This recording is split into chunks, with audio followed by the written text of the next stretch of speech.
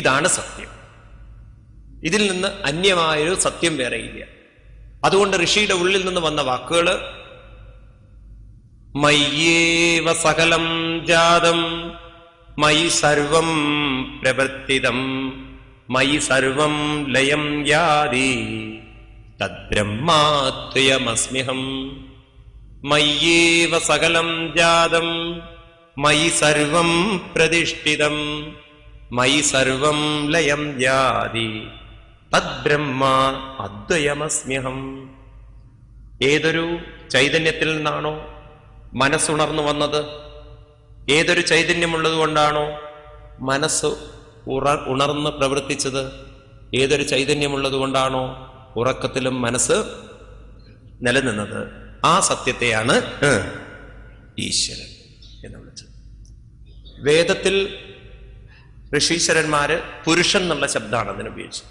അപ്പോ ചൈതന്യം ഉള്ളത് കൊണ്ടാണ് മനസ്സുണർന്നത്, ചൈതന്യമുള്ളത് കൊണ്ടാണ് മനസ്സുണർന്ന് പ്രവർത്തിച്ചത്, ചൈതന്യമുള്ളത് കൊണ്ടാണ് മനസ്സ് ഉറക്കത്തിലും നിലനിൽക്കുന്നത്. വളരെ ശ്രദ്ധിക്കണേ. ശരീരം പ്രകൃതിയിലേക്ക് പോവാൻ കാരണം അത് വന്നിരിക്കുന്നത്, അങ്ങനെയാണെങ്കിൽ മനസ്സ് വന്നിരിക്കുന്നത് ചൈതന്യത്തിൽ നിന്നാണെങ്കിൽ അത് തിരിച്ചു പോവേണ്ടതും ചൈതന്യത്തിൽ. ഇതിനെയാണ് അവര് മോക്ഷം എന്ന് പറഞ്ഞത്.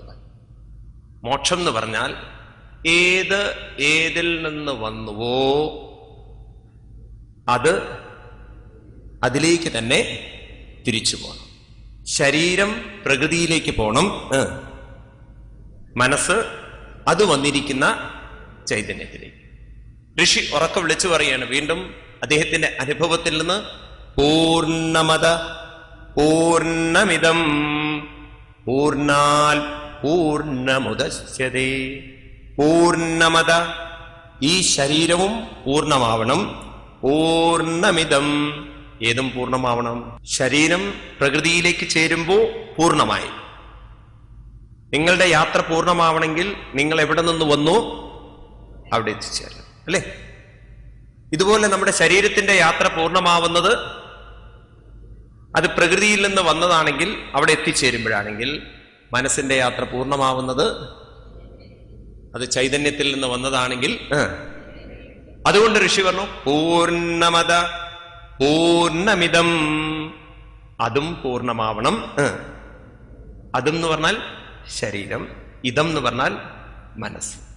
പൂർണ്ണാൽ പൂർണ്ണമുദശ്യതേ പൂർണ്ണസ്യ പൂർണ്ണമാദായ പൂർണ്ണമേവാ അവശിഷ്യതേ.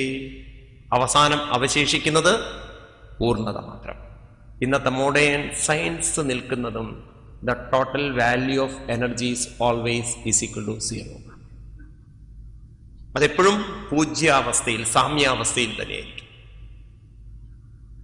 ഇതാണ് ഋഷീശ്വരന്മാര് അന്വേഷിച്ച് കണ്ടെത്തിയ കാര്യം.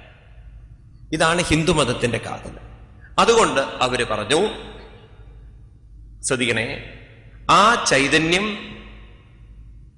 ഒരിക്കലും നാശമില്ലാത്തതാണ്, അനശ്വരമാണ്, അത് അതീവ ശക്തിയുള്ളതാണ്, തേജസ്സാർന്നതാണ്. അതുകൊണ്ട് അതിനെ അവര് സനാതനം എന്ന് വിളിച്ചു. സനാതനം എന്ന് പറഞ്ഞാൽ ഒരിക്കലും നശിക്കാതെ. ഇവിടെ മനസ്സ് എത്തിച്ചേരേണ്ടത് നാശമില്ലാത്ത ഒന്നിലേക്കാണ്. മനസ്സിലാവുന്നുണ്ടോ? അങ്ങനെ ഋഷീശ്വരന്മാരുടെ അനുഭവമാണ്, അവരനുഭവിച്ച അനുഭവത്തിന്റെ വാക്കുകളുടെ പ്രകടനമാണ് വേദം എന്ന് പറയുന്നത്. അങ്ങനെയാണ് വേദമുണ്ടായത്. വേദം എന്നുള്ള ശബ്ദത്തിനർത്ഥം അറിവിന്റെ അനുഭവങ്ങളുടെ പ്രകടനമാണ്, അറിവിന്റെ രൂപത്തിലുള്ള പ്രകടനമാണ് വേദം. വേദം എന്നുള്ള ശബ്ദത്തിന് വിദ് എന്ന ധാതുവിൽ നിന്നാണ് ആ ശബ്ദം ഉണ്ടാവുന്നത്. വിദ് എന്ന് പറഞ്ഞാൽ അറിവ് എന്നാണ് അർത്ഥം. അവരുടെ ഉള്ളിലുണ്ടായ അനുഭവങ്ങളുടെ അറിവിന്റെ പ്രകടനമാണ് വേദം. മനസ്സിലായില്ലേ? എന്താ അറിവ്? ശരീരം വന്നിരിക്കുന്നത് പ്രകൃതിയിൽ നിന്നാണ്, മനസ്സ് വന്നിരിക്കുന്നത് ചൈതന്യത്തിലാണ്. അപ്പൊ മനസ്സ് എന്ന് പറയുന്ന ആ ഒരു ചിന്തകള്, ബുദ്ധിയിലെയും മറ്റും ചിന്തകള്, അത് ചൈതന്യത്തിൽ നിന്ന് വന്നു, അത് തിരിച്ചു പോവേണ്ടതും ചൈതന്യത്തിലേക്കാണ്. ഇവിടെ കൊണ്ട് കഴിഞ്ഞോ കാര്യങ്ങള്? ഇല്ല, സംഗതി പൂർണ്ണമായിട്ടില്ല. അപ്പൊ അവരുടെ ഉള്ളിലൊരു ചോദ്യം, ശരീരം താനെ പ്രകൃതിയിലേക്ക് പോയിക്കോളും, അതിന് മെനക്കെടലുണ്ടോ? നിങ്ങൾ അമ്പലത്തിൽ പോയാലും അമ്പലത്തിൽ പോയില്ലെങ്കിലും ശരീരം മണ്ണിലേക്ക് പോവില്ലേ? ഏതെങ്കിലും ശരീരം പോവോ? പറയോ ഞാൻ ഗുരുവായൂർ എല്ലാ മാസവും തൊഴുന്നതാണ്, അതുകൊണ്ട് ഞാൻ മണ്ണിലേക്ക് പോവില്ല പറയോ? നിങ്ങൾ വഴിപാടുകൾ കഴിച്ചാലും വഴിപാടുകൾ കഴിച്ചില്ലെങ്കിൽ മണ്ണിലേക്ക് പോവില്ലേ? ഒരു ഹിന്ദുവിന്റെ ശരീരം മാത്രമേ മണ്ണിലേക്ക് പോവുള്ളൂ?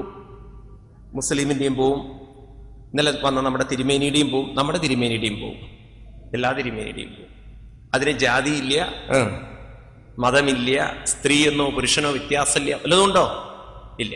അപ്പൊ പിന്നെ നമ്മൾ ഈ മെനക്കെടലുകളൊക്കെ മെനക്കെടുന്ന എന്തിനാ? എന്തായാലും അത് മണ്ണിലേക്ക് പോകും. ചിലവരൊക്കെ വിചാരിച്ചിരിക്കുന്നത് പോവരുതേന്നാ. അങ്ങനെയൊക്കെ വിചാരിച്ചിട്ടും മെനക്കെട്ടിട്ടൊന്നും കാര്യമൊന്നുമില്ല, പോയേ പറ്റുള്ളൂ. അത് പ്രകൃതിയുടെ സ്വഭാവം അല്ലേ? അപ്പൊ പിന്നെ ഈ മനസ്സും സ്വാഭാവികമായിട്ട് അങ്ങോട്ട് പോയിക്കോളില്ലേ? ആരിലേക്ക്? ഏതുപോലെ? നമുക്ക് മെനക്കെടലൊന്നുമില്ലല്ലോ. അവർക്ക് മനസ്സിലായി അങ്ങനെയൊന്നും മനസ്സ് എവിടെ എത്തിച്ചേരില്ല. അതെങ്ങനെ മനസ്സിലായി? ശരീരം പ്രകൃതിയിലേക്ക് ചേർന്നു എങ്കിൽ പിന്നൊരിക്കലും അത് അതേ രൂപത്തിൽ ഒരിക്കലും തിരിച്ചു വരില്ല, ഉണ്ടല്ലോ. എന്നാൽ ഇവിടെ വ്യത്യസ്ത സ്വഭാവങ്ങളും വ്യത്യസ്ത അറിവുകളും കഴിവുകളും ആളുകളിൽ കാണുന്നു എങ്കിൽ അതൊരു അച്ഛനും അമ്മയും തന്നതല്ലെങ്കിൽ, അതായത് അച്ഛനിൽ നിന്നും അമ്മയിൽ നിന്നും പരിപൂർണമായി വന്നതല്ലെങ്കിൽ അത് പിന്നീട് എവിടുന്ന് വന്നു? ശ്രദ്ധിക്കൂ, നമ്മളിൽ ഓരോരുത്തരിലുമുള്ള സ്വഭാവം പ്രകൃതിയിൽ നിന്നല്ല വന്നത്, പിന്നെ എവിടെ നിന്നല്ല വന്നത്? പരിപൂർണമായി ആരിൽ നിന്നല്ല വന്നത്? അച്ഛനിൽ നിന്നും. അപ്പൊ പിന്നെ എവിടുന്ന് വന്നു? അപ്പൊ നമുക്ക് അക്സെപ്റ്റ് ചെയ്യാനുള്ളൊരു കാര്യം, അത് വന്നിരിക്കുന്നത് അത് നേരത്തെ ഉണ്ടായിരുന്നു. കാരണം സയൻസിന്റെ ഒരു നിയമം എന്താന്ന് വെച്ചാൽ ശൂന്യതയിൽ നിന്ന് ഒന്നും സൃഷ്ടിക്കാൻ സാധ്യമല്ല, ഉള്ളതിൽ നിന്നേ ഉണ്ടാക്കാൻ പറ്റുകയുള്ളൂ. If there is no gold, we cannot make any ornament. അല്ലേ? കുറെ നാളികേരം എടുത്ത് ആട്ടിയാലേ, കൊപ്ര എടുത്ത് ആട്ടിയാലേ വെളിച്ചെണ്ണ വരികയുള്ളൂ, അല്ലേ? കുറെ എള്ളെടുത്ത് ആട്ടിയാലേ എണ്ണ വരികയുള്ളൂ. കുറെ മണലെടുത്ത് ആട്ടിയേ വരുമോ? കാരണം അതില് കുറെ വെള്ളം എടുത്തിട്ട് കടഞ്ഞാൽ വെണ്ണ വരുമോ? കാരണം വെള്ളത്തിൽ വെണ്ണയില്ല.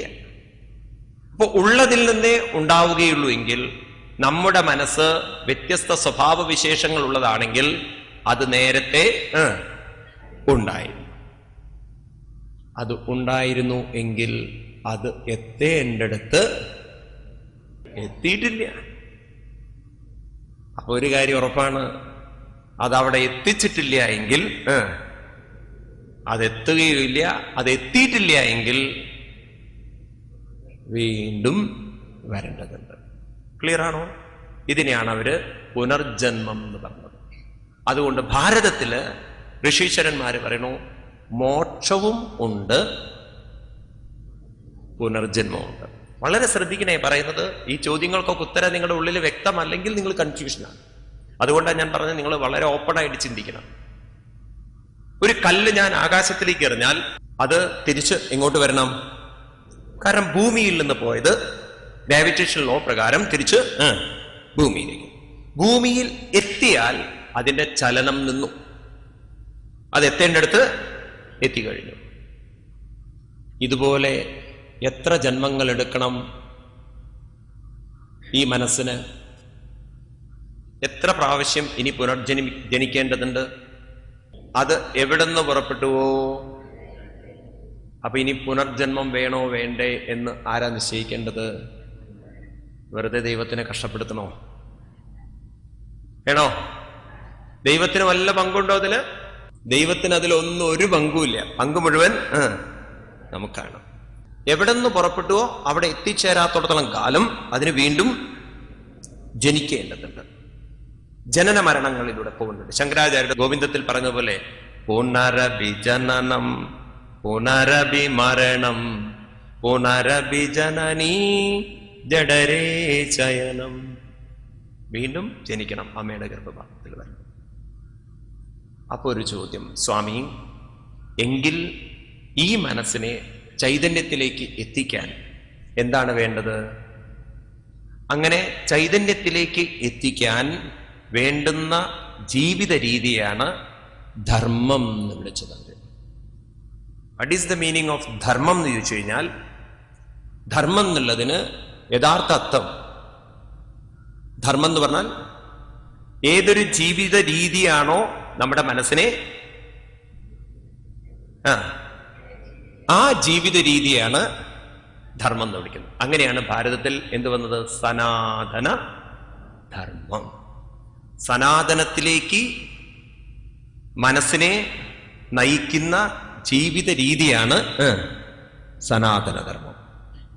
മനസ്സിലാവുന്നുണ്ടോ?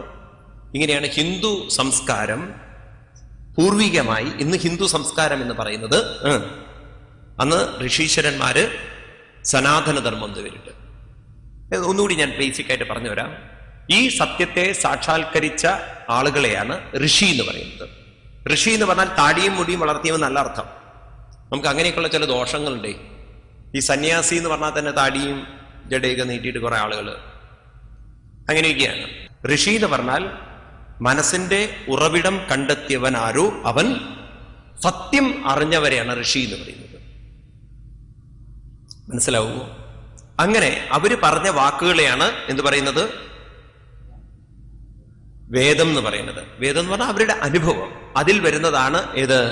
സനാതന ധർമ്മം. എന്താ അവര് കണ്ടെത്തിയത്? സനാതനമായതിലേക്കാണ് ആര് പോകേണ്ടത്? നമ്മുടെ മനസ്സ് പോകേണ്ടത്. അപ്പോ വീണ്ടും ധർമ്മം എന്ന് പറഞ്ഞാൽ അവിടം കൊണ്ട് നിൽക്കുന്നില്ലേ, കുറച്ചുകൂടി അതിനൊരു ഒരു ഒരു എന്താണ് വിശദീകരണം ആവശ്യമുണ്ട്. ധർമ്മം എന്നതുകൊണ്ട് ശരീരം പ്രകൃതിയിലേക്ക് പോണം, മനസ്സ് ചൈതന്യത്തിലേക്ക് പോകണം. അപ്പൊ ശരീരം പ്രകൃതിയിലേക്ക് പോകുന്നത് വരെ ഈ ശരീരത്തിന് ഇവിടെ നിലനിൽക്കണമെങ്കിൽ അതിന് ഒത്തുചേർന്ന്, പലവരോടും സഹകരിച്ച് ഒത്തുചേർന്ന് പോകേണ്ടതുണ്ട്. അതുകൊണ്ട് പ്രകൃതിയോട് ഒത്തുചേർന്ന് പോകുന്നതിനെയും ധർമ്മം എന്ന് വിളിക്കും. മനസ്സിനെ അതിന്റെ ഉറവിടത്തിലേക്ക് എത്തിക്കുന്നതിനെയും ധർമ്മം. അതുകൊണ്ട് ഇവിടെ രണ്ട് ധർമ്മങ്ങൾ ഋഷീശ്വരന്മാര് പറഞ്ഞു. ഒന്ന് ഏതിന്റെ ധർമ്മം? ശരീരത്തിന്റെ ധർമ്മവും. രണ്ട് മനസ്സിന്റെ ധർമ്മം. മനസ്സിന്റെ ധർമ്മത്തെ പരമധർമ്മമെന്നും ശരീരത്തിന്റെ ധർമ്മത്തെ ധർമ്മമെന്നും വിളിക്കുന്നു. നമ്മുടെ വേദങ്ങളിലും ഇതിഹാസങ്ങളിലും ഭാഗവതമൊക്കെ എടുത്തു നോക്കിക്കഴിഞ്ഞാൽ ഇവിടെയൊക്കെ നിങ്ങൾക്ക് രണ്ട് ധർമ്മങ്ങൾ കാണാം. ഏതിന്റെ എല്ലാം ധർമ്മം? ശരീരത്തിന്റെ ധർമ്മവും മനസ്സിന്റെ ധർമ്മവും. മനസ്സിലാവുമോ? മനസ്സിന്റെ ധർമ്മത്തെക്കുറിച്ച് പറയുന്നതാണ് നമ്മുടെ വേദങ്ങളിലെ ആധ്യാത്മികമായ ചിന്തനങ്ങൾ. ശരീരത്തിന്റെ ധർമ്മത്തെക്കുറിച്ച് പറയുന്നതാണ് ഈ ഭൗതികമായ ഇടപെടലുകളും അതിനോടുള്ള നമ്മുടെ സമീപനങ്ങളൊക്കെ. അങ്ങനെയൊക്കെയുള്ള കാര്യങ്ങളാണ്. കൂടുതൽ നമുക്ക് ഭാഗവതത്തിലൂടെ വരുമ്പോൾ ഞാൻ വിസ്തരിക്കാം. ഏതായാലും ഇത്രയും മനസ്സിലാക്കൂ. രണ്ട് ധർമ്മങ്ങൾ, ഒന്ന് ശരീരത്തിന്റെയും രണ്ട് മനസ്സിന്റെയും. അങ്ങനെ ഋഷീശ്വരന്മാര് ഇത് വികസിപ്പിച്ചു കൊണ്ടുവന്നു. ഇനി അതിലേക്ക് കൂടുതൽ കൂടുതൽ പലരുടെയും ആശയങ്ങളും പല മഹർഷിമാർ പലരുടെയും അനുഭവങ്ങളും വന്നു ചേർന്നപ്പോ ഇവിടെ എന്തുണ്ടായി? ഇവിടെ ഒരു കാര്യം അവർക്ക് മനസ്സിലായി, മനസ്സിനെ ചൈതന്യത്തിലേക്ക് എത്തിക്കാൻ അനവധി മാർഗങ്ങളുണ്ട്. ഒരു മാർഗം മാത്രമല്ല, പല വിധത്തിലുള്ള മാർഗങ്ങളുണ്ട്. അതുകൊണ്ട് ഭാരതത്തിൽ മാർഗങ്ങൾ അനവധിയും ലക്ഷ്യമൊന്നുമായി. കർമ്മത്തിന്റെ മാർഗത്തിലൂടെ എത്തിക്കാം, ജ്ഞാനത്തിന്റെ മാർഗത്തിലൂടെ എത്തിക്കാം,